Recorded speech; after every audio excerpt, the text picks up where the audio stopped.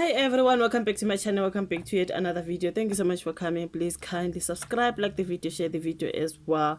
So now guys, let's talk about this Thami Ndlala story that says he's being sued by a particular woman for, I think this is 10 million rands over a brutal attack that happened. When I read the story, I think he owns this particular townhouse, and then a particular lady was and then beaten there, maybe by security or of the complex, something like that, when they were swimming in that complex. There's a swimming pool, then they were swimming and that not know the altercation happened, and then the lady was beaten by allegedly a security of that particular complex, or the caretaker security, something like that. I think they said caretaker. Okay, so this lady was left disabled allegedly. When I read the story, the lady was left disabled after being beaten by the security. Now there is a lawsuit there. It's something else. I'm gonna read it. It is on Sunday World. They actually said Lerato Kganyago's husband, we know Thami Ndlala is Lerato Kganyago's husband.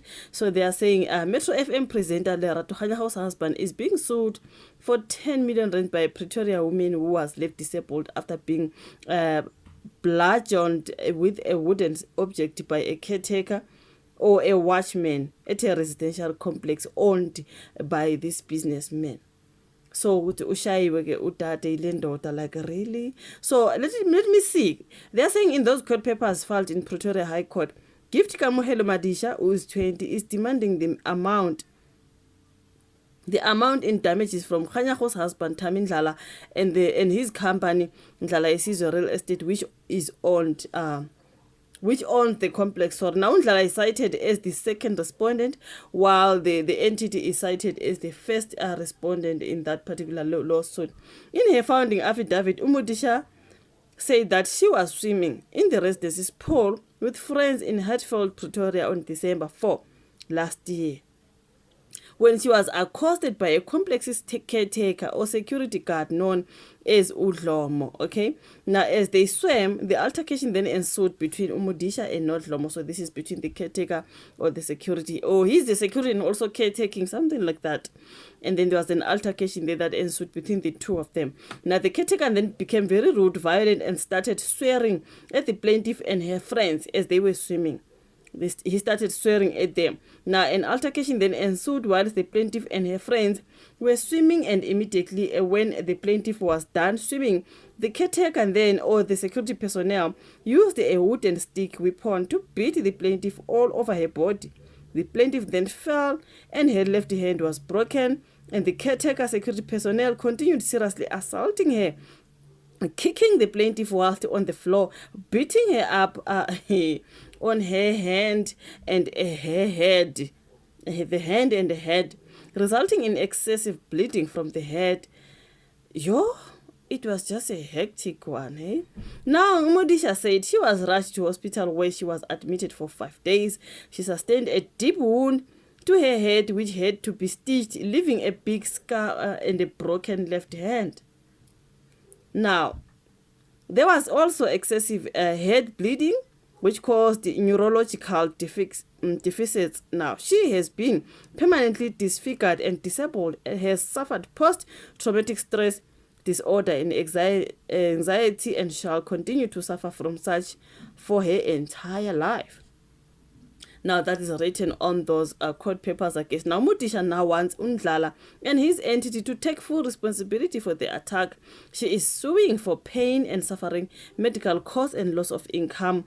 The woman alleges that Ndlala and Ndlala Isizwe failed in their duty to protect residents and therefore are vicariously liable for the actions of their employee.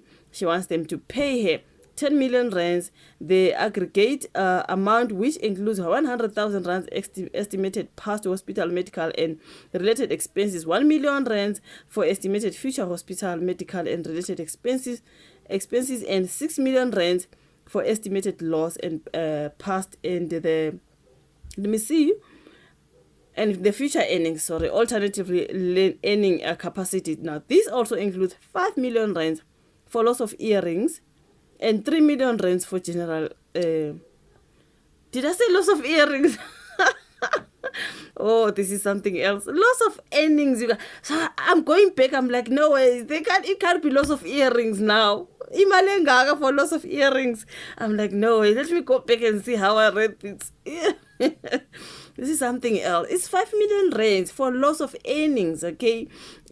Oh my God. And 3 million rands for the general damages. This is what Utate is demanding from Thami Ndlala, who is the husband to Lerato Kganyago, after she was beaten. Like she was beaten, kicked, and what? It was just a whole lot. And what were they fighting for? Were they not allowed to swim? What was happening? Because this started when she was swimming with her friends, allegedly.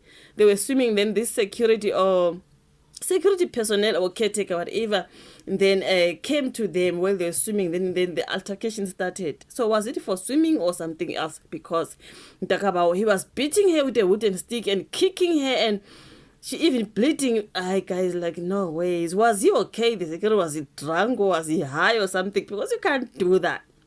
Now Thami Ndlala is in trouble here because he owns the complex, and it's just a whole lot. It is called Ndlala Esizwe, what. Can you imagine all this money that they're talking about? Hayi ngeke kuzomela afundise staff sakhe to how to handle or to deal with people, because how the hell was he beating someone like that, and a woman for that matter? Was he okay? Now girl, she's suing because she was left disabled. She was bleeding a lot, and her hand broken, and all these things that they are talking about on this particular story. So sad. I do not know. Your thoughts in the comment section. Like the video, subscribe, share. Let's meet rather on my next upload. Bye.